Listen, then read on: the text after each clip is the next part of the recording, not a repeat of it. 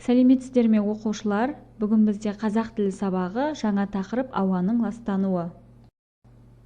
Оқу мақсаты: тыңдалған мәтіннің мазмұнын түсіну, ұсынылған ақпарат бойынша факті мен көзқарасты ажырата білу. Жалғаулар мен шылаулардың ерекшелігін ескере отырып, үндестік заңына сәйкес орфографиялық нормаға сай жазу. Адамдар тіршілік ету барысында жердің ауа қабатына әсер етеді.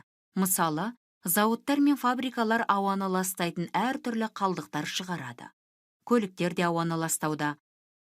Ауаның ластану себептері: орманды кесу, радиация, пайдаланған газдар, улы газдар, түрлі қалдықтар және басқа да зиянды заттардың ауаға таралуы. Мұның алдын алу үшін адамдар әрдайым ауаны зиянды заттардан тазартудың жолын іздестіреді. Біздің мемлекетімізде де ауаны қорғау шаралары жүргізілуде. Қазақстан Республикасының Конституциясында ауаны қорғау туралы заң бар. Еліміздің әрбір азаматы елімізді қорғау керек екенін есте сақтауы керек. Деніміз сау болып, бақытты өмір сүру үшін бізге ең алдымен таза ауа қажет. Ауаны ластамаңыз. Бірінші тапсырма: тыңдалған мәтін бойынша сұрақтарға жауап жазыңыз. Ауаның ластануының басты себебі не деп ойлайсыздар? Елімізде ауаның ластанбауы үшін мемлекет ішінде қандай заңдар қабылданған? Мемлекетімізде экологиялық аймаққа жататын өңірлер бар ма?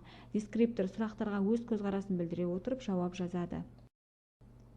Екінші тапсырма: түбір сөздер мен қосымшаларды үндестік заңына сай жалғап жазыңдар. 11-ші бет. Ғасыр бейім біркелкі, әшкере, болым, еліктеу. Ділік, сыздық, лену, лік, шілік, лік. Дескриптор түбір сөздер мен қосымшаларды үндестік заңына сәйкестендіріп жазады. 5-ші тапсырма: мақал мәтелдердегі түсіп қалған сөздерді тауып жазыңдар. Оқулықтың 12-ші беті.